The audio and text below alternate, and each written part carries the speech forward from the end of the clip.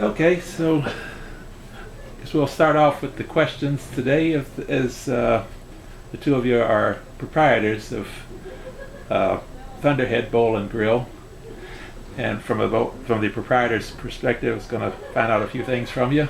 One is, what are some of the daily challenges that you face as far as duckpin versus 10-pin running a bowling center? And what is this video rated? It's rated R. R/A. No, well, I spend most of the time up here. Greg's up here for the youth league, which allows me at least one day away a week. I have good managers, which usually gets me another day, so I'm usually only 5 days a week up here. Those days can be longer. That's the plus and minus of it. You come in and you have a game plan, and very seldom do you get to do the game plan because fortunately we have business in here. Right. When we bought it the first time, there was nothing. They weren't even open during the day. So once we started getting people in here, that kind of dictates how your day goes, which is frustrating at times because you leave and you think I didn't get anything done on my list. But it's never boring. It's usually I look at that clock and it's like, is that late already? Very seldom is it's only that time. Other jobs I've worked, it's been like that. You hear every second ticking off. So there's always something different, and that's what makes it interesting. So and the sports are different too. They're both bowling, but that's about where it stops. Oh, yeah. I mean, you look at 10 pins, reading the lanes, the oil patterns, things like that. I bowled a couple times over the summer in the 10-pin league, and I think I averaged a 169. It was all spares. I'd have like one strike a night. Okay. Because you don't want to mess up how you're throwing the ball over here. And the spares are easy because it's so much bigger. The ball's bigger, compared to duck pins. Yeah. But with duck pins, it's more of an accuracy further away. With 10 pins, you're reading the lanes and the conditions. If you're throwing a hook or something like that, which I wasn't, and you got to try and read where that pattern moves and this and that. With duck pins, it's accuracy down there, and usually your biggest enemy is up here. Right. Especially on one-pinners. Yes, exactly. So, but the sports are different. Therefore, the customers are different. The biggest complaint we get from duckpin bowlers is pin movement. The biggest complaint we get from 10-pin bowlers is the pattern moving. If it's not holding. So, but everybody's really decent. You're always going to have one or two people that felt they should have bowled better and they're frustrated. You're always going to get that. But I tell people it's not my business model to have you come in after a rough day and leave even more pissed off. Right. We want you to have fun, but we also don't want to make it where it's just too easy. Yeah. All the machines we have here on the 10-pin side all came from Japan back in the 70s because the sport got too easy over there. Yeah. And people lost interest in it. If everybody can throw a 300, what's the sense of doing it? Right. It's like golfing. I mean, it'd be neat to hit an 18. Yeah. That's right. Yeah. But But if you did it all the time, where's the challenge in it? So, yeah. so Did when you were bowling, this is a question for Greg, when you were bowling on the Pro Tour, did you bowl 10-pin at all, or were you strictly just bowling duckpin? No, I've had a couple times where I've done some 10-pin bowling. There used to be some charity challenge matches between the Baltimore area pros on the duckpin side and the 10-pin local area pros, and we bowled 2 games of duckpins and 2 games of 10-pins and match up scores. And I always enjoyed that because it's really interesting to watch 10-pin bowlers come and try to throw that big hook with a little duckpin ball, and it only takes them about a half a game to figure out what's going on, because they'll see us bowl and then they'll see, oh, well, none of these guys do this and they're all good bowlers, so maybe we should adjust, right? So they don't quite get the speed and the accuracy that we have, but they toward the end of the first game, they are figuring it out. And in the second game, they usually 2 or 3 of the 4 guys gets a pretty decent score in the 120s, 130s. Right. And they figure out. But they all complain about how hard it is to shoot spares. Yeah. Right. We would talk all the time about how missing a single and 10 pins. From a duck pin bowler, like, I don't know how 7 and a 10, the only two that you should have any trouble with, because you lose half of your lane. Yeah. So those are twice as hard as all the other ones, but it shouldn't be that hard. Right. And then in college, just for fun, they had I went to Drexel. It's not a big sports school. They're in basketball now. I think they're in Division I. But at the time, it was a much smaller school, and they had a bowling team. So I went out and said, "Oh, I'll just try it." Right. So there was a tryout to make the team, and I qualified 4th out of about 30 guys. And they were all asking me, "So where did you bowl?" I was like, I don't bowl. And they're like, "Get out of here." So I said, well, but it was the same thing that Mark was taking, that I just would line up, I would throw the ball consistently, and I'd get it in the pocket, and it'd make spares all day. Yeah. And but that's my only experience with 10 pins. Never bowled in a 10-pin league. Okay. Yeah, getting back to what Mark had said earlier about, you said the first time that you purchased a Thunderhead Bowl, so you've actually purchased it more than once. Correct. And when was the two purchased approximately, like late 90s? The first one was in 2000. 2000. Valentine's Day in 2000. Oh, that's how I spent my Valentine's Day. But my wife's still married to me, so Okay. I think she got past it. Yeah. And then going into right before 2008, my kids I have 4 kids, and they're all really young, and I felt like I was missing out on a lot. My dad had Parkville. I grew up with that. We both did. Yeah. And I think the world of my dad, and he's been a really big mentor to me. But if there's only one thing I can look back on, and again, I don't resent it, but he didn't make baseball games, things like that, because he was always working. And the business back then was leagues, which it's not that way now, at least from our perspective. So that's the one thing I didn't want to do that he did. And again, he had a lot more on the line than I did. If that center failed, he and my grandfather were on the street. So there was no plan B. It had to work. So that afforded me the ability. And then somebody approached us, and just looking at all this, it's like, well, maybe this is the time. And I felt that they were going to be able to take it to another level because they were closer. They had kids that were teenagers and thought maybe they were going to go into the business. As it turns out, that didn't happen. But it just seemed like the right time. And that afforded me a lot of time. As it turned out, when they go back to when the recession hit, it was like the day after we signed the papers and completed the transaction. So I'd like to say I was that smart, but I wasn't. I also remember being concerned about the smoking. Oh. Because at the time they had designated areas. Yeah. And going into 2008, they were going to, in Maryland, ban it completely. And a lot of the bowlers smoked. And I didn't know how receptive they were going to be to that. As it turned out, they got through it, not a whole lot of problems, other than the financial issues with being in the recession. But this bowling business tends to do better when there's a little bit of a recession. Like right now, our numbers are going up with revenue, and I think with what's going on in the economy, is going to continue to do that. The challenge we have is expenses. Okay. And so to get back to your question, that was about 5-6 years we were around it? Yeah, I think it was about 6 years. It's like 2014. We always stay in touch because this is a special community up here. Taneytown, people are really, really good people. I mean, you're going to have exceptions. That's everywhere. But I mean, you've done deals on handshakes, and that's almost unheard of now. And people just keep to their word, and that's refreshing. So I really cared about the people. The first year I didn't miss it. I was burned out. But then you start remembering the good things and the people and this and that. So I would keep in touch with Rick, the guy that purchased it. And then one day he had sold the business and kept the property after a couple of years. And the people that were running the business, they were getting to the point where they just couldn't make it work. And at the end of April, when the leagues were done, they just handed him the keys and said, "We're out." So he's left running his other businesses and this, and he kind of reached out to me and said, "Hey, can you help me get this sold?" And again, if I didn't have the relationship with the town at the time and the people up here, I said, "Well, sorry." But I had some time in my schedule. The kids were a little older, and I came back up to get it solidified, try to build it back to get it sold. And working with Ricky, the price kept coming down, and then looking at the property and this and that. It's like, well, maybe we can make this work, because we had to put all new scoring and things like that. A lot of upgrades.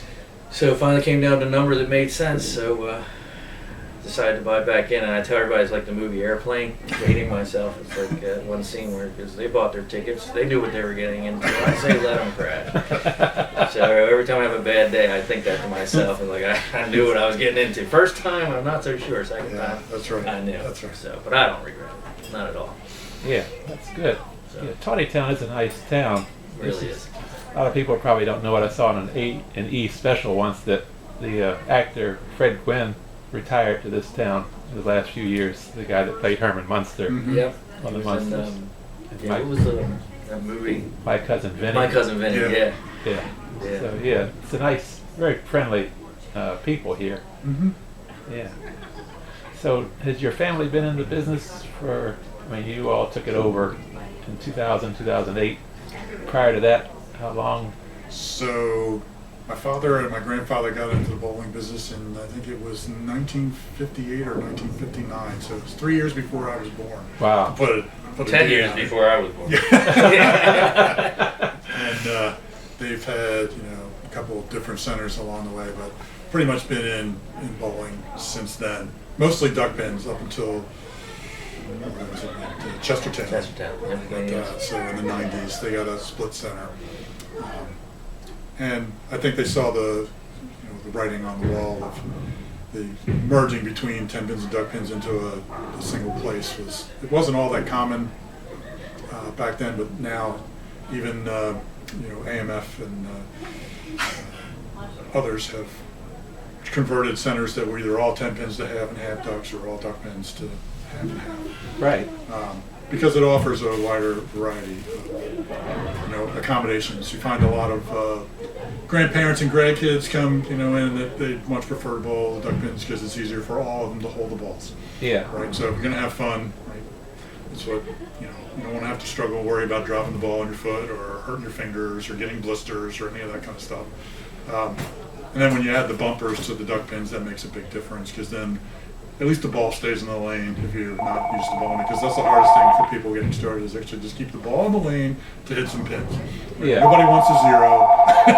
Right. So Yeah, and just to interject with that, when we first bought the center the first time, they had blow-up bumpers. They look like the little bumpers on a boat, but the length of the lanes, and they would get puncture holes in them. And when you went to put them on a lane, if you need to put it on lane 12, everybody had to stop bowling. So, and my dad was involved a lot more the first time. He's like, "Oh, we're getting bumped. We're getting bumped. Put in this. This is not going to work." But I think they used foam blocks before they put in there trying. But then the ball, if they threw it over hard enough, the ball would compress the foam and get stuck between the edge of the lane and the gutter. So you'd see these balls stuck down there. Like, okay, I got to go pull all those back so they can continue to bowl. But yeah. So there's a combination of people. It's shifted a lot from the days where there were a lot of leagues to more groups and just people having fun and parties and that kind of thing. Right. We say, Mark had mentioned when my father was running, like when he had Parkville, he had the busiest center in the country. Per lane basis, like number of games per lane for a year. Oh, it's 2 years actually. Yeah. 2 years. So you could never. You walked in there, you could never get a lane. It was always busy. But a lot of things have happened since then to change that. Nobody wants to commit to 32 or 36 weeks to bowl anymore. There's too many other things to do. Yeah. Again, to interrupt you again, not too long ago I was talking to my dad, because the leagues have picked up a little bit here with one of the other centers. Temporarily closing, looks like they're going to reopen again. But I said, yeah, we got a lot of bowlers. We're almost up to 300. I said, how many league bowlers do you have? Mind you, it was 26 duck pins, not a split center. He goes, 3,500. I'm like, whoa. I said, well, I don't even know what to do with that. But he had things that you don't see anymore. Right? Back at that time, there weren't as many women in the workforce. That was just starting to happen. So there was a morning and an afternoon women's leagues that would pretty much fill the place almost every day. Yeah. And then in the evening, you had an early and a late league almost every night. So getting 3,500 bowlers into 26 lanes it doesn't sound so hard when you got that many leagues that you have. But double leagues are rare now in the evenings. Daytime ladies leagues, just because of the number of, again, people working, women working, and the different lifestyles now. That time's not available. It's not like, okay, the kids went to school and I got nothing to do. Right. I always have something to do. Yeah. So it's just a change in the way that society has evolved that has affected that. So league bowling's not really the thing it used to be. Yeah. You see that on your league on Monday morning. Yeah. The median age is not young. Right. And that's not an insult or anything. It's just the fact of the matter. And that's what I see with the duckpins in all the years that we've been here. That median age keeps getting higher and higher. And what happens is when you lose a duckpin bowler, it's because they're not around. Yeah. So that's kind of tough too, because you meet a lot of good people. Right. And you lose a lot of good people. You get to know the people. It's always tough. Yeah, that's true. Yeah, seems like I heard that you all own part of Queen Anne Bowling Alley. Is that correct? Yeah, my dad and his partner Jack Shapiro. Oh. He lived to be, 92? Something like that. Yeah, In Jack, his 90s. Jack was a no-nonsense businessman. Yes, he was. I remember he worked for, American Products. They made one of the two companies that made the duck pins back then. And he was one of the VPs. He'd do the marketing and things like that. And that's how I met my dad. And I remember when he would come to Parkville again, I was young, like 14, something like that. He scared the heck out of me because he had a presence about him. Oh. But we were up in Queen Anne's working on stuff, and I remember the first time he came to this center, he gave me a compliment, and I was just like, it was one of the biggest compliments I ever received in my life because he knew the business. So did my dad, Mr. Jack, really. And when he gave me a compliment, I was like, whoa. That doesn't come It's like Sean easily Connery from- saying you know how to act or something like that. Yeah. So, but yeah, so that's how they got mixed up in that. And they had that like 3 times, didn't they? Yeah, it was a lot of issues. Yeah, had it, sold it, bought it back, sold it. But again, to my dad and Jack's credit, every time they did it, they made money. And again, you're not in this business just to make money, but my dad always said you never apologize for making money. Yeah. You gotta make money or you can't stick around. That's right. So, We've gone to a couple of the proprietor conventions, and there's been a big push in the last decade to the whole family fun center approach. Having basically it turns a bowling center into, well, you have bowling, but then you've got the redemption games and the climbing walls and the mini golf and all the other types of things that are in there as well. And you look at the investment in that, and the fact that it really puts bowling, I won't say in the background, but it makes it, certainly it's not the reason you go there like you used to, but it's just a bowling you become center. a profit. Yeah, so they have all these different profit centers, right? And that's the whole margin. And you look at an area like this, and it's like, I'm not so sure that's the right model for, a small town environment. And all the people we talked to, like, no, you just don't understand how this works. It's like, I don't think you understand our environment, right? So you got 40-some lanes and you're in New York. There's a Right. lot more people. right. Yeah. How many people drive by your center on the way to somewhere else? It's like, well, we know all the people that drive by because they do it every day, and there's really not a lot of variation. Right. So. Yeah, I noticed you have automatic scoring for the duck pin on 8 of your 12 duck pin. And, Yeah, 6 of the 12. That's correct. oh, 6 of the 12. That's okay. Yeah, 6. half of them. Yeah. Did you have different companies that you chose from, or how did? There's only really 2. Yeah. No, I'm not laughing at Well, you, but it's yeah. just the whole thing. Yeah, I'll let Greg finish, but I'll That's all right. start with when we did that. We were one of the first duckpin centers to do that, and it helps him being an engineer and a pro bowler. He was a pro bowler. So when they came in, they thought it would just be we're just going to hook it up and leave. And I remember the gentleman that was in charge of the crew the first day he was here, he's talking with Greg, and Greg preps for everything. He took measurements and this and that, and he was aware of the issue that the duck pin balls here are above ground. So you have to put the scoring cameras up higher, Oh. which changes the angle for the camera getting the pins and stuff versus the balls underneath. So but Greg was starting to talk about that stuff, and I remember him coming back. He sat down right there. He's like, you're going to have to do something about your brother. He's not letting us do our jobs. He keeps telling us this, telling us that, this and that. I said, well, I hear you, because Greg doesn't buffer things. He just kind of says it. Matter of fact. I said, but he is a pro bowler, he's an engineer. I think he's got some good points. And 3 days later, same exact thing, comes back, sits down right there, and goes, I'm so glad he was here. He saved us so much time, because they would have had to figure that stuff out. Right. So it was a good partnership, and I think both sides learned a lot from each other. And they did some things. We ran into some things that they probably could have charged us for, but they didn't, because Greg was able to help them out and save them a lot of time. Because these crews get paid on the job by the piece. So it doesn't matter whether they're here 3 days or 3 weeks, they get the same amount of money. So, right. And they make their money by being able to turn it over, not rush it, but turn it over, get to the next job. Okay. So it was interesting. We had some bumps in the road. The 3-ball thing was an issue, and it took years to get it done. But you're also dealing with a company that's, I mean, basically when they merged, they're out of Italy. So all this programming, there's a lot more 10-pin centers around the world than there's duck pins. But we did get pushed to the bottom, but they never said just go away. They always took care of us. So yeah. So it took a little while, but ultimately it got done. And I like to think that helps the other centers, because I think you have to have it. It's neat having the novelty of the manual scoring, but if you're going to get younger people into the game, you've got to have. Well, that and the parties, right? When people come out, they don't want to keep score, right? They're having fun. They want to talk to each other. They just want to look up and see what the score is. Yeah. And nobody has to remember who's up, right?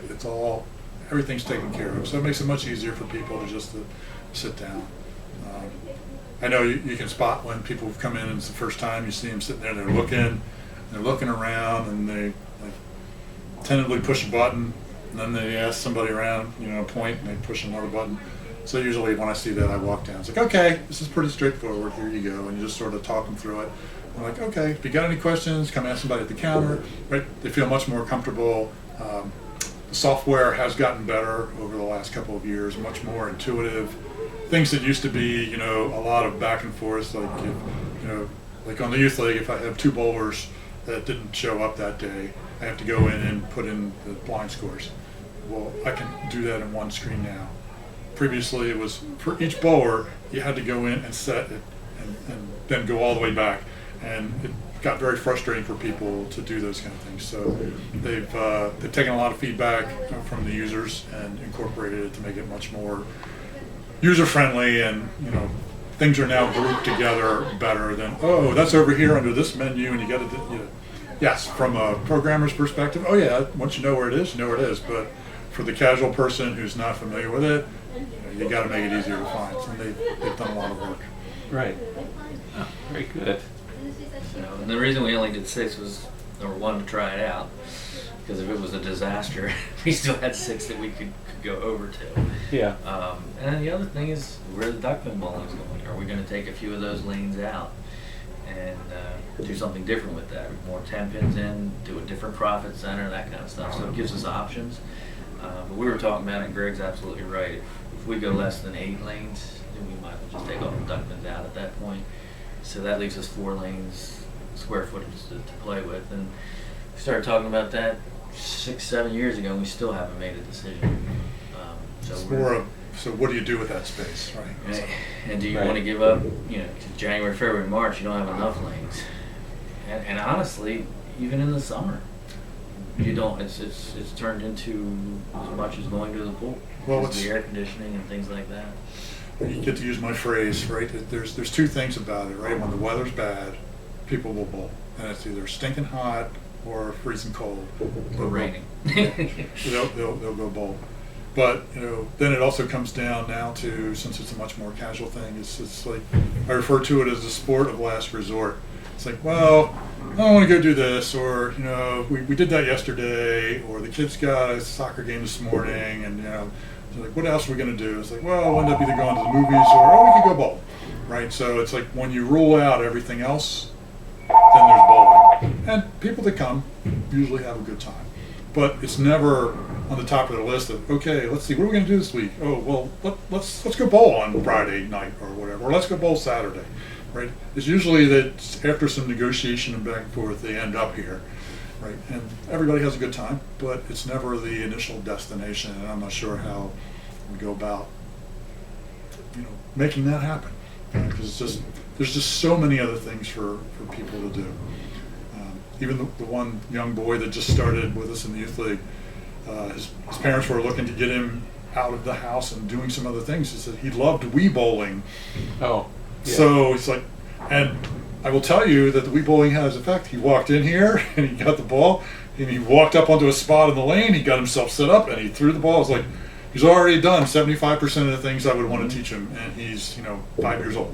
Yeah. Right? So the Wii bowling does have some, as much as people don't like it to admit it, does have some impact on bowling in person as opposed to bowling in virtual reality.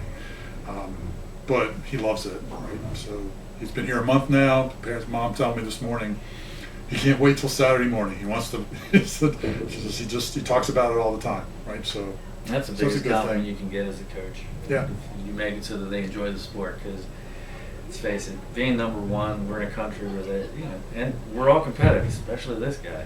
Yeah. But at the end of the day, if you're not having fun, why are you doing it? That's right. Right. So.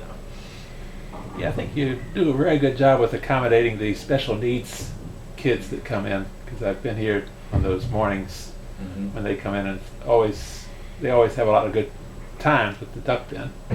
Well, in general, right? I mean, all you have to do is just see the excitement on their faces, right? And they come from some that their disabilities are so severe, right, that they really can't express much. But you can tell that they're happy and they're excited and they want to be here.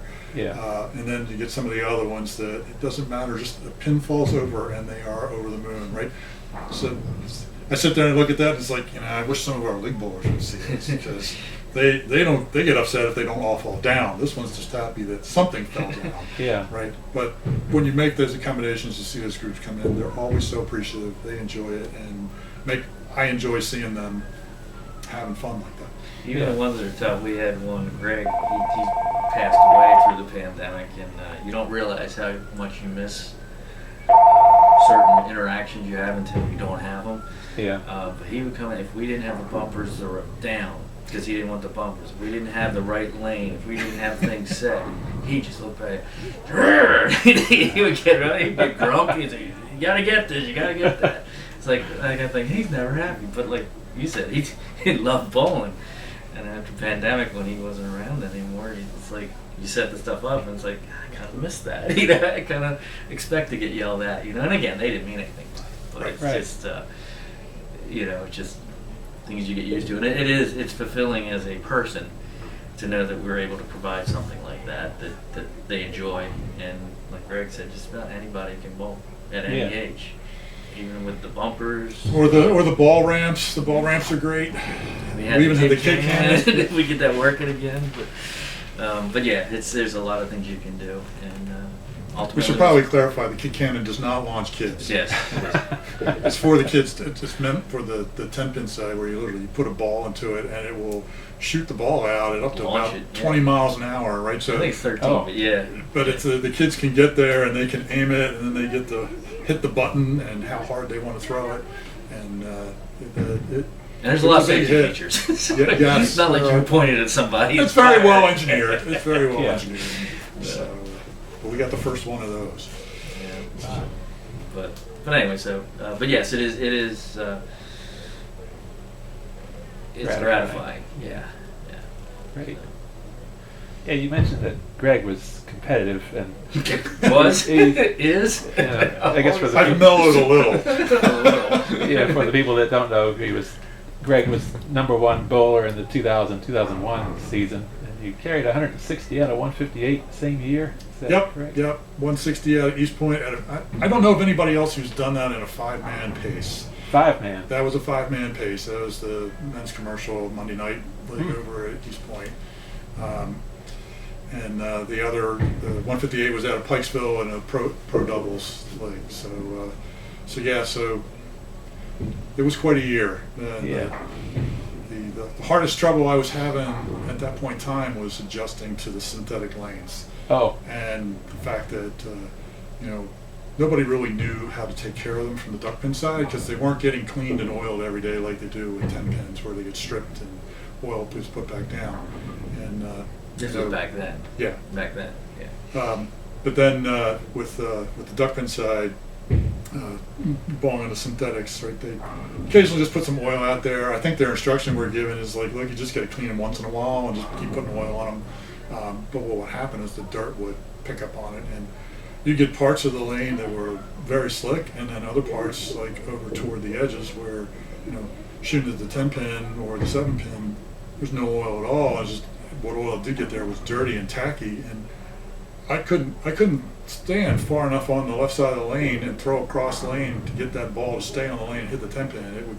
It would always break, and if I could get that kind of break going into the pocket, that would be awesome. Yeah. But I had to literally go get a different ball that was lighter and plastic and would slide so that I could shoot the corners, because it just,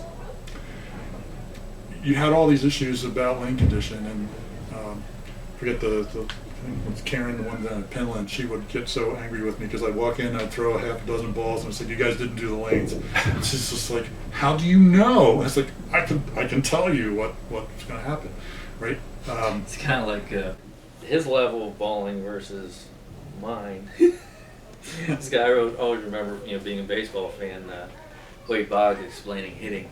It was daytime, nighttime, color your eyes, seeing the top of the ball or this or that. And then he told Kirby Puckett that he had said that at Kirby Puckett. I'm just trying to hit the darn thing. And Wade Boggs was talking about trying to hit the top of the ball, and they asked Kirby Puckett about that. He goes, I just hope I hit it anyway. Right? But he was laughing because both of them were leading hitting at that point at the All-Star break. This is one of those conversations they have with him at the All-Star break. Kirby Puckett, when they started talking to him about what Wade Boggs said, he literally just started laughing. It's like, I don't know what he's talking about. So I'm just trying to hit the ball. But the thing is, like, he would do that. He'd hit the pin in thirds, center or the sides, and he'd come back one day talking to me like, "Yeah, I tried to hit the outside with this, hoping it would." I was like, "I'm just trying to hit the pin." I figured maybe I'll miss it enough that I'll actually make it. Yeah, well, you were a pretty accomplished bowler yourself, Mark. I had a couple good years. You did good. But mid-30s to mid-40s or upper 40s? Yeah, it was fun. I just couldn't put the time into it that he did. I got more on the business side of it. Yeah. And with the kids and this and that, I just couldn't do the traveling and multiple nights that he did. When we were going over at Penland, I really enjoyed that, but again, it was 9 o'clock at night. So I could leave here at 6, grab something to eat, get down Dundalk area and bowl. Thursday morning was always tough. Yes, yeah. But I enjoyed it. Plus, it wasn't my center. If something went wrong, nobody's looking at me. Because I enjoy bowling here, but it's I noticed that whenever I bowl here, the team that I'm bowling and my team are always the last ones out. That's because I can't turn off the switch. If a lane's down, I'm always looking over. Is it working? Is it working? Do I need to go down? Or if there's a problem up here. And then the bowlers know you're here too. Sometimes that's good. Sometimes that's bad. Just this past summer, I'm bowling, and all of a sudden, somebody's telling me how bad the shot is on the 10-pin side. And it's like, I hear you. There's not much I can do about it now, but I'm kind of trying to bowl here too, Yeah. So, I ran into that too when I first started bowling in the travel leagues. We still had Parkville, and I'd bowl out of Parkville, and when I was there, if the machine broke or whatever, I'd end up having to run down back, and I can't tell you how many times I came home with my bowling shirt with grease along the shoulder or whatever, or the team's getting upset. They're like, they would let me, bowl like 2 or 3 frames at a time so that I could go down there and do some stuff. And some were better about that than others. Some of them really got annoyed to the point where there were league meetings about it. It does mess up the pace. It does mess up the pace, but they also want to bowl, right? These are some of the costs of doing that. So it always worked out, but yes, it can be disruptive and frustrating trying to bowl and have to do some other issue in your own center. Right. So, but it's fun. I enjoyed it, and getting back into it a little bit more now. My oldest should be going to college next year. So that'll free up some time too. So you can both answer this. Which did you prefer, a 2-man pace, 3-man, 4 or 5? As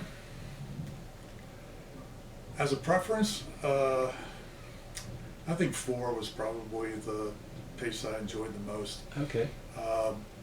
2-man pace, things moved really fast, and you had to really be on top of it. 3-man wasn't bad. I enjoyed the triples. So 3 or 5 would probably be, either one of those is okay. 5, just you were there for the duration, Yeah. right? And the hard part there was just keeping your focus and keeping loose and ready to go and not letting too many other things get in your way. 3-man pace is kind of a better version of the 2-man pace. You at least have a bowler in between to catch your breath, sit down, think about things. But yeah, 4-man is probably the one that I enjoyed the most. Yeah, I'd say 3 or 4. 3 or 4 for you. Yeah, the also. biggest problem with 5, I enjoyed 5. I enjoyed the scratch. Yeah. And human calculator over here. Every time I bowl 4th, he'd bowl anchor. All right, just get this much, and then I'll have a shot. And this, Get me in range. So That's all I used to say. just got get me in debriefed. range. It was like having something in your ear. It's like, okay, all you need is any kind of mark and a 5 count. It's like 5 or better. Right. you knew what you were going into, and I did like that. But the problem I ran into with the 5-man pace, especially at East Point, the lane courtesy at the time, I guess it's still kind of that way. It just got to the extreme. It's supposed to be right or left. If you look in the rule book, you're technically supposed to be ready to go. But you got to the point where it's 2, 3 lanes on each side, where if you stepped up and somebody's 3 lanes down there, they get mad at you. It's like, you should be able to tune that out. But if you're doing that for everybody, it takes forever to bowl. It's like, what am I shooting again? I can't even remember, kind of thing. So that was the problem with the 5-man pace. But like Greg said, I like the gamesmanship and the figuring things out and this and that. But 2's too fast. I agree. Sitting down, you're right back up there again. 3 or 4 is probably the best at this point. Right. So. I guess question for Greg. I guess there's people that will want to know if you're bowling match play, do you prefer to finish last in a game where you know what you need, or do you prefer to put your score up and let the other guy finish? I think it depends on who you're bowling against. Okay. Right? Because some people, if you know your opponent doesn't like to bowl last, or does like to put the pressure on. If I had my druthers, not knowing who I was bowling against or not having much information about him, I want to go last. I want the ball in my hand. Yeah. And that was always the same thing. I tell him just give me a chance. That's all I want. So yeah, but yeah, there's some strategy to it, and other guys would they would jump up and say, okay, well the right hand lane was supposed to have be able to go last, and some of them would sit there and they would not walk up there, or they would wait. I was like, okay, if you're going to do that, I'm going to go. Right? Yeah. You want that? That's fine. I'm not going to sit there and Right. play this silly game. But yeah, it didn't really matter to me. I knew what I had to do anyway, so I had a pretty good idea of what I was going to do, whether I went before them or after them. So didn't really change my approach. That year we bowled without East Point, he was and finished up top. If we lost a game for weeks, he'd be stewing about it. We'd be bowling the next week. It's like I'm upset that night. Next day, I'm on with my life. But that's why he's so much better. I equate him to Palmer, not to insult Palmer. But Palmer will tell you the pitches he threw back in '68. And a friend I went to school with, he was one of the Oriole beat writers, because I looked it up. Oh. He had every pitch right. That's how his mind works, and that's how Greg works. He's so methodical with everything, and he remembers it. But that's what makes him so good. He drives himself to be better. Yeah. So. I don't mind getting beat. I don't like losing. And if I did everything that I could and we end up losing, okay, I'm not going to like it, but I'm not going to be upset about it. If I did something wrong, I'm going to be upset. It's just how I am. Yeah. What was your mindset carrying the 158 and 160 when you go in there every night to bowl? Were you thinking about the score, or were you just ball at a time? Or so I didn't really, I didn't realize till about mid-season that I I was on the kind of run that I was on, but the 500 sets were racking up to 200 games. I was like, this is quite a ride. I was waiting for the crash landing. It was like, okay, something gonna happen, and it's just gonna go off the boil kind of thing.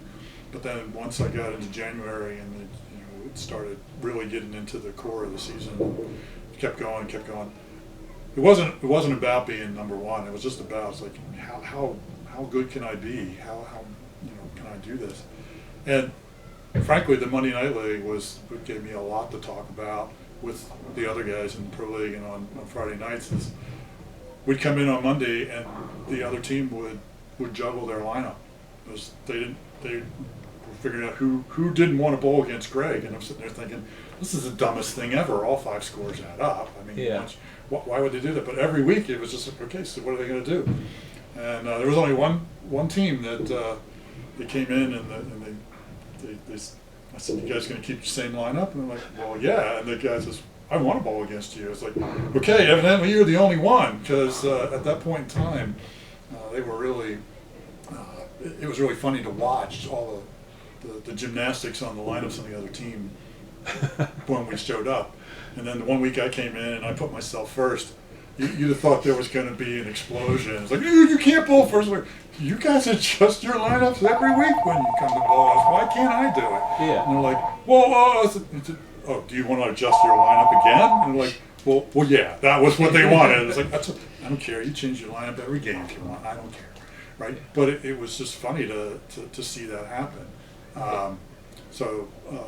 It really wasn't much pressure until I got close to the end, and I started thinking, I might actually have a shot about maybe being number one. And but then it was just more of the, okay, go through your process, just come in, just bowl your normal game, just make sure you're paying attention, and don't worry, don't overthink it. Right. And it was an enjoyable ride. I was actually sorry when it was over. Yeah. Because it was just such an incredible run. People sit there and they're like, oh, you bowl good. How many 500s did you have? And I don't know. It was like 13 500 sets on Monday night, and I'm like, wow. And I said, yeah, well, you got to remember, it's only 20 pins over average for me for the night. And they're like, we hate you, right? Because they didn't think about it in those terms. But and I never take shooting 200 or having a 500 set for granted. That was always a privilege to be able to do that, because there's lots of people who have never achieved that. Right. And that I also did have my all-time high set that year. It was back, I think it was in the end of October, and I had a shot at 600, and I was on a strike and I needed a double, and just threw a really good ball. And 9 of them went in the pit, and 6 pins stood there and looked at me like, where'd the other guys go? Oh. And it's like, so it's like, but again, those kind of things. Had I thrown a bad ball, I'd have been upset. But I threw a good ball. That was what happened, and that was the way. So ended up with 590. But yeah, I mean, it was. That's 2 weeks for me. But the other important thing with that night was we lost 3. Oh. So out of 4, because the other team, they kept close enough, right? And I just couldn't. Most of the time, my effect on the outcome of the night was if I could get away from the other anchor bowler, if I could get some distance and get ahead of them, that usually made them press, and then I'd pick up a ton of pins. Yeah. But I just couldn't get away. I mean, I beat him, but I think he had 528 or 530. Wow. So, yeah, but still. The most impressive game I saw him bowl was the all-spare game. All-spare? All one-pinners. Oh, all 10. Most of them either 5s or 7s. 5s or 7s, yeah. Occasionally the 10-pin would pop in there. But that's, I think, what made him, when he was at the top of his game, so tough, was he wasn't just a strike bowler. Because there were a lot of bowlers, once they got on strikes, you were in trouble. It didn't matter if he was getting strikes or not. I mean, unless the other person was bowling and throwing strikes on you, but he would just hang close, make those spares. My one friend told me, he says, your spare shooting will hurt the other team, but when you throw strikes, you'll kill them. Right, and that's what made the strikes hurt so much, was the fact that I get the spares. Yeah. And that the pro doubles league, I actually had one guy I was bowling against him one night, and I had 5 550 something that night, and we're in the middle of the third game, and I walk back and after making a spare, and puts his hand out to, it's a standard congratulate, nice shot kind of thing. And he just looks at me and says, "Do you ever miss?" And that's another Pro Bowl. Yeah. Get something out. I always get rid of it. I gotta get rid Certainly. of it. I come around and get it. Yeah. Hi. It's our real boss. Yeah. Yeah, it's learning. It takes a while. Tell him I said hi. I will. I saw that the other day. I'll probably come to it Monday too. So the people noticed, and even I'd filled in that a couple of years before that when I first started bowling in that open doubles, filled in for one of the guys who had hurt his back and he couldn't bowl, and he came and watched, and it's because he was bowling with his wife, and he told me at the end that he thanked me for coming every week and doing that, and they finished, I don't know, we finished 5th or 6th. But he says, "This is much better than I thought we'd ever be able to do once I hurt my back, just getting somebody to bowl." And he says, "I never realized how good of a spare shooter you were." Right? So everybody says, "Oh, Greg throws all these strikes." This and that. I was like, "No, I shoot all my spares. It's anything that is up there after the first ball is a spare break." Right? That's what you have to look at. Yeah. Huh. So you just never know, right? You come up with a strategy and you try to execute, right? And that's it is a little different from the 10-pin side. I mean, they do the same thing. They have a strategy and they need to execute, but their strategy is, how many revs to put on the ball, where do I stand, what ball do I use. Until the synthetic lanes came out, I used the same 2 bowling balls for 20-some years. Yeah. Never needed to do anything. They were 3-pound, 11-ounce Paramount rubber balls, and they were great. Yeah. And I still have them. But once the synthetics came out, they didn't grip the lane enough. I just had to go to a synthetic resin ball. I wish we had something that had a little more grip, just because of when they put that oil on there. Right? If they put a lot of oil out there, it was a tough night for me because I didn't need the ball to move much. I had to break about that much, but if it didn't move at all, I'd be just dead on everything I was aiming at, and I just couldn't adjust to the point where I could get that precisely where I wanted. Yeah, going back to the 10-pin thing, that's the other thing. When you watch professionals, if they get on a roll with strikes and stuff like that, it's hard to catch them if you're the other guy. But with duck pins, you just had to hang close because you could be on a triple, and if you rip through the middle and go through the hole, whole new game. It's like turns it into a double. Yeah. So that's a big difference too with the different sports. I mean, you can't really chop. Right. You can leave splits, but you can't chop. That was also the thing with the 10-pin pros when we would have the challenge match. They'd sit there and they'd break to 9-10 and they put that ball right between it, and then the shock look on their face when it didn't hit either one of them. Oh. It was just like, Yeah. there you go. Welcome to our world. Yeah. What was your high game and set, Mark? Well, I know I've only had 500 sets in my life. I think it was like a 502 and a 506. I can't swear by that. But I remember even in the youth league, when I was finishing up in the youth league, I had a lot of 198s and 199s. I couldn't mentally get that 200 game. Okay. But then once the first one came, I think the highest was 214 maybe. Yeah. But again, I don't know the exact number. I'm not like you. But I had a lot of 201s and a lot of 202s after I finally broke that barrier. Yeah. But yeah, that was tough getting across that barrier because with me it's all up here. Yeah. It's So many things can happen. you start talking yourself out of it. And I think the other thing, and I know Greg's obviously been able to conquer that. I think when my game got better was when I started looking forward to being nervous. Okay. Instead of it being a detriment, you look forward to having that feeling, and you just learn to deal with it. Because I think, again, if you don't enjoy it, you're not going to get the butterflies. You're not going to get nervous. And also stepping back sometimes.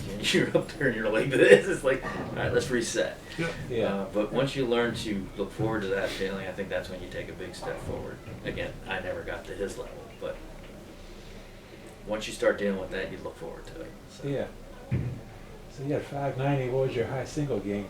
So it's not as high as most people guess. 235. Okay. But I've done that 7 times. What? 7 times? 7 times. Hmm.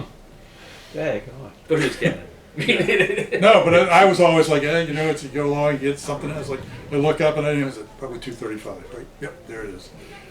I should have had, I think it would have been 247. Started out up at Town Hall Lanes in the Pro Tour one time and got a bunch of strikes, three strikes to start the game. Throw the ball on the fourth frame. 6-pin walks over and stands between the 8 and the 9, doesn't fall over. I mean, everything else is gone. And it's just that the other guy that was bowling, on the pair with me looks at me and he's just like, what the hell was that? Right? He just, how did that not go down? And then I had 2 more strikes on the other side of it. So that cost me 19 pins. I ended up 228. So, not that 228's all that bad, but pin walks that far, it ought to go down. But those are the things that happen, right? You just can't get upset about it. It's just the way it goes. But yeah, so 235. That would have been a money game at Fairlanes for a while, wouldn't it? Yeah. Oh yeah. And I think that's the other thing. We have an advantage growing up in the business, having access to the back of the building is, and back then everybody knew everybody, all the mechanics. They knew each other, and the centers would help each other. I remember the first time my dad asked me to run a part over to side L's. I'm like, why? Because they do the same for us. It's what you do. And my dad and a lot of the proprietors saw that. And I'm afraid we get away from that nowadays. Is that we're not, like you were talking about entertainment. We're an entertainment choice. It's not us against this center or that center. It's us against anything else that's entertainment. Right. So we really should be advertising together, working together. And we get close to it, and then something always happens. Somebody's afraid of advertising. Well, you're going to get an extra bowler than I'm going to get, this and that. And it's not everybody, but there are some that feel that way. It's like, what are you going to do? But when you go down back and you look, and if the pins are falling over, the easy fix is to just kind of flatten the bottoms a little bit. Well, that leads to pins walking. So let's fix the pin table correctly and then keep the bottoms rounded. So Yeah. But Yes. Injuries. Did either of you have injuries that were kind of causing you not to bowl, or is it just nagging stuff? I had torn my ACL when I was in high school and didn't really know that for probably about 10 years. Had to have surgery on it, and it cut me. I didn't have too much trouble when I was bowling, but it got to the point where it was a problem. And once I got it fixed, then I didn't really have too much trouble with it beyond that. But that kept me out for a year, and then it was slow coming back. It took another year to really kind of get back into it and all. But and I had taken a job overseas for 3 years that I stopped bowling for. When I was in Australia. There's no duck pins in Australia, just so you know. I checked. So you were with the military? I worked for the Department of Defense. Oh, okay. Yeah. As a government employee. Okay. Huh. Yeah, one thing I neglected to ask was, how did you all, both of you, get started? Was it parents or youth leagues or? Sheer boredom. Yeah, well, and you get, if you get taken to the bowling center, and okay, that's, So they started, I say, a couple years before I was born. So I think I started when I was about 4. Just basically, I could pick up the ball and throw it down there, and that would keep me occupied for hours. So. I Same with you, Mark? Yeah, the youth league was on Fridays because Parkville was filled up on Saturdays, so the really young age was on Fridays after school. And I looked so forward to getting out of school, to go bowling. Well, I was done bowling. Well, Dad's there. Everybody's coming in the leagues. It's like before the league starts, like just go down on lane 26 and just start bowling. Yeah. And it was sheer boredom. It's like, well, he's going to be here another hour, 2 hours. Also learned about cheating. When I came back, I was like, yeah, Dad, I had no Mark 104 game. He's like, really? That's pretty impressive. It's like, oops. So see how that works. That cured me of that. Yeah. But just again, my dad, I really look up to him, and just like business, bowling's the same way. You want to bowl good bowlers. They push you to be better. It's the same thing with business. Everything's keeping score. If your numbers tell you how you're doing, so you want to know. And once you do well, you want to do better. And so they go hand in hand. And but yeah, it was really just sheer boredom. What am I going to do? I like playing the video games too, but Yeah. ran out of quarters, and like, well, I can always bowl. It's like he said, I can always bowl. Yeah. So, We had it was, to kind of go back to, Mark was talking about my father when we were growing up with, missed out on a lot of things because he was busy working. My mom would always, dinner was, usually 6:30, 6:45. If he wasn't home by 6:15, he wasn't going to be home for dinner, because as soon as the evening league started coming in after 6 o'clock, if he didn't get out at 6, he wasn't going to be home till 7:30 or 8 o'clock or more later. Right. So, but that's just the way it was, because just you can't not talk to your customers, right? So. Yeah. and when we bowled together, my dad was the leadoff bowler, and I learned a lot from him as he was getting older. I remember one day he came back because we were telling him he was dropping the ball at the line.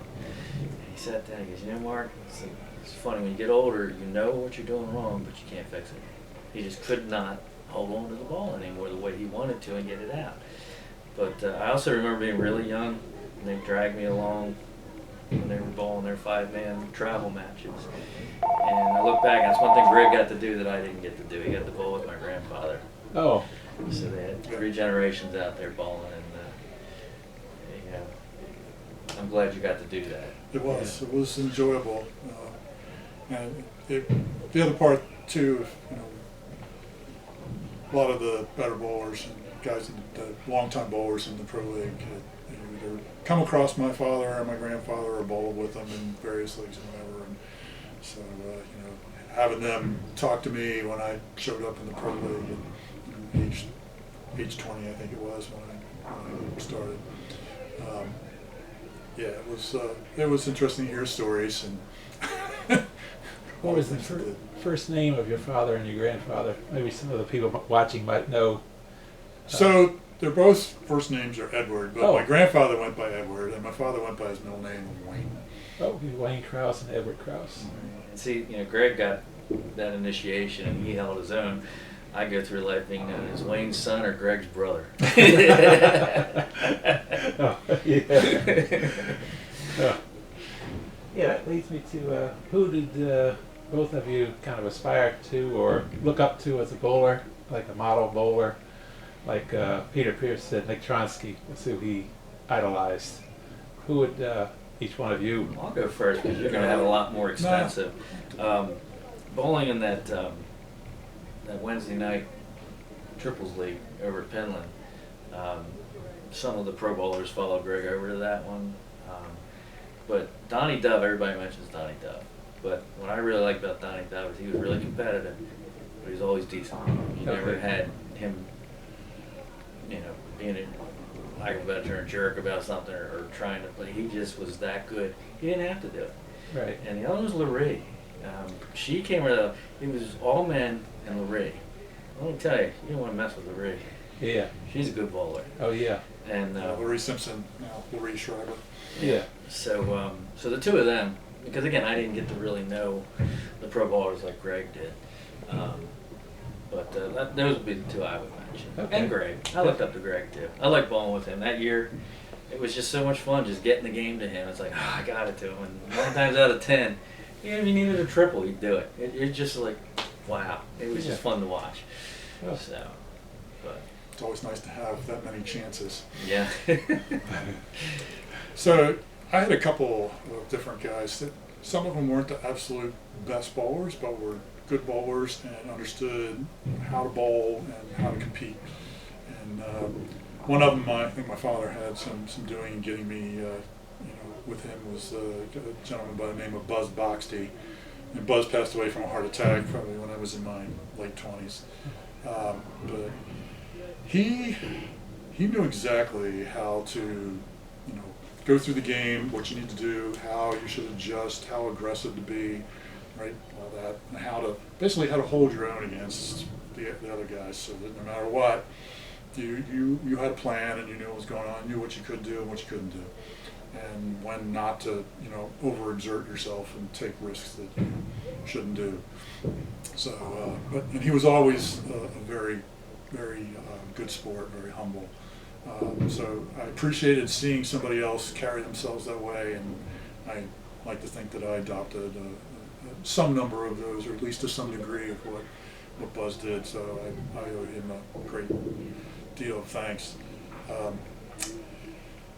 Another guy that I looked up to was the guy that drafted me the first year that I bowled in the Pro League, Bob Reeder. I think Bob is now dead too. He was old when he looked really old. He knew my grandfather. He looked like my grandfather's age. I don't think he was quite as old as my grandfather, but he got the raw talent, right? He had to turn me in. He's like, okay, you got some things to learn, and he was very good about allowing me enough rope to go do some things, and then making some changes and telling me what I needed to do, and it paid dividends off before the end of the year. But the first half of the year was a little rough because I said, I'm coming here, I'll do this, and then I wasn't doing so well because of, look, everybody that bowls in this league is a good bowler. I wasn't used to that. But he had a lot of patience with me. He really, showed me the ropes, made me understand what was important, what things that I needed to work on. And then, I certainly have to mention, Donnie, and I've also mentioned Jeff Piles. Unorthodox style, but decent enough guy, fierce competitor. I always tell people the story. I said I remember bowling against him before anybody really even knew who I was. It was my second or third year on the Pro Tour, and coming up bowling, made it to Sunday. He's in my division, and I got to bowl against him. It's like, oh great. He had won the first 3 games out of his 5. Jeff, yeah. And so I was like, I had lost 2 of the 3, so I wasn't going anywhere. But I said, you know what, we got to bowl. So get up there, we go matching each other toward the end. He gets a little bit ahead, and he misses a single in the last box and throws away the last pin. Just doesn't, he's like, thinks he's got it. I look up and he's like, you know what, that leaves me just enough. 9 spare and 9. I broke a single, made it, put 9 more on it, win the game. Place goes crazy, right? That kid just beat Piles, and it's like, I said, well, you know what? If you're going to throw pins away, you really are making me determined, right? I really don't like that because it just says, you don't think I can do this. Right? So it was the next year. We come across him again up north. He's in my division. Shoots 237 against me, and he says to me as we're done, he goes, I won't make that mistake again. So he got the message, right? And but I knew that was something like that was going to happen, that he was not going to. It's like, because he thought for sure he had that wrapped up. He still ended up winning the whole tournament. But I beat him, so that was, but that was the thing too, is, the year I was number 1, he was number 2, and it was quite a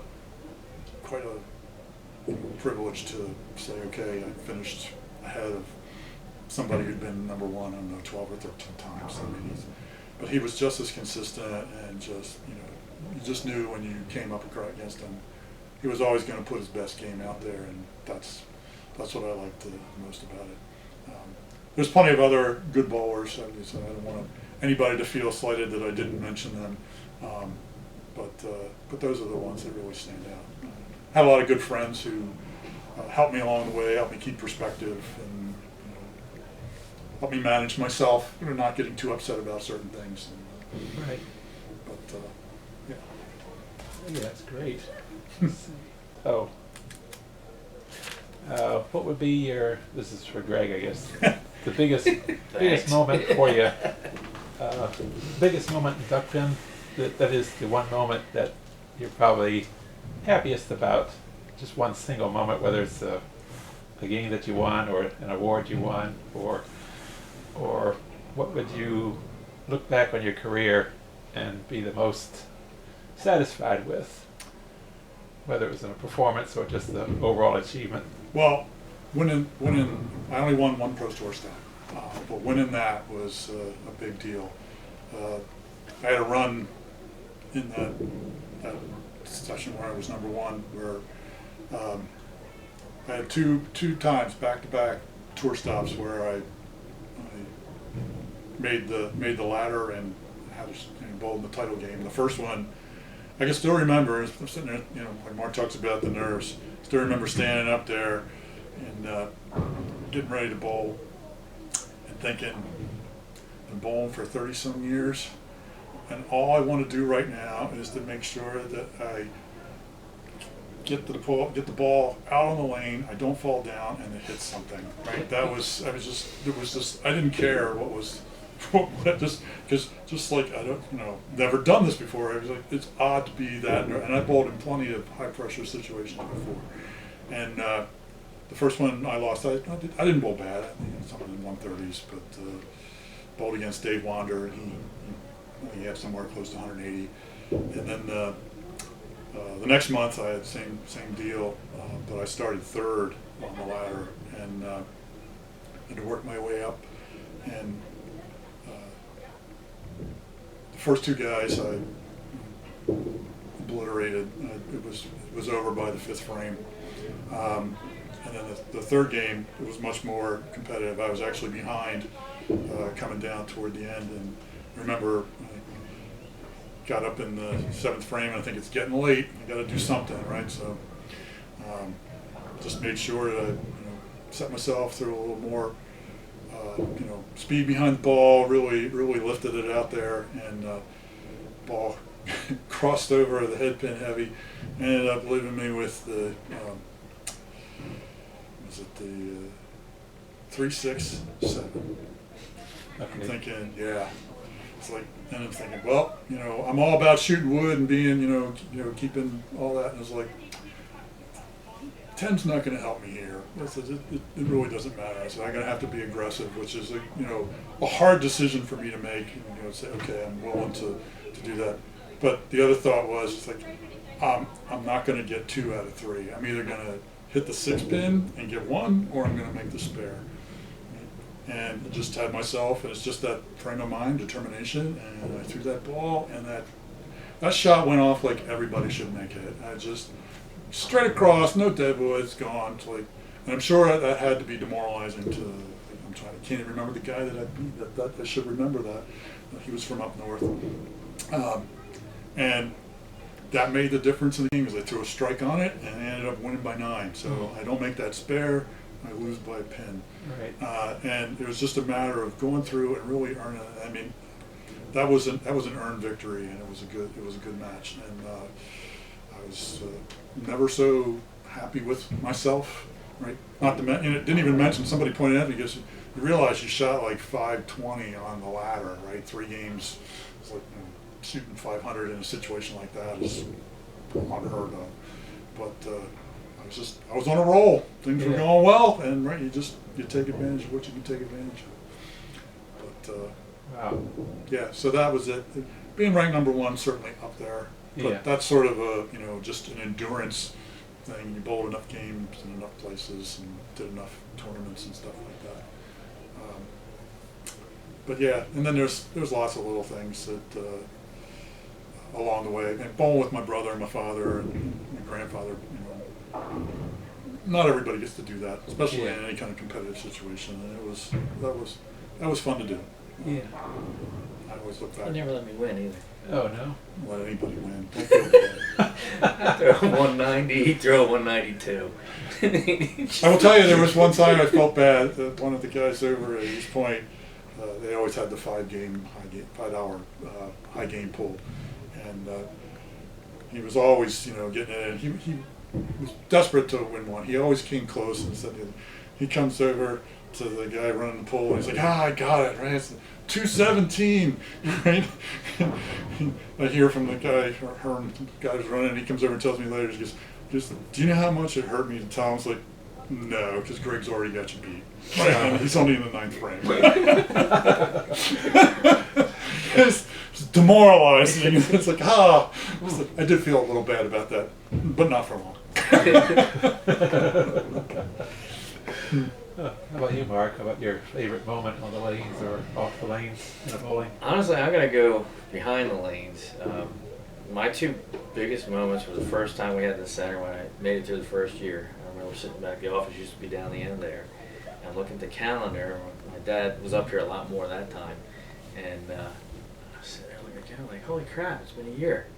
And they always say the first, if you make through 1 year, 90% or 80% of businesses fail in the first year. I was like, I was so scared, I didn't even know. The time went by so fast. Yeah. But it was a sense of accomplishment. Yeah. And getting through the pandemic. Okay. I was scared. Yeah. Nobody knew what was going to happen. You're burning money. Well, we were shut down solid for 3 months. We were Couldn't even have anybody in here Oh. for 3 months. Kept the drive-through that had been closed. Well, never been open since Never we been were open here. since we were here. We were just talking, and some of the people here, my father, we were just throwing ideas around, and it came up to, why don't we use the drive-through? So I was able to keep people in here. Pick up their food during the drive-through and this and that, but it was just... That's a good idea. It was just every week. You think, okay, we're going to get a break, and it just kept going. And then the longer it went, like I said, we were able to get the PPP loan, and 95% of that just went to payroll.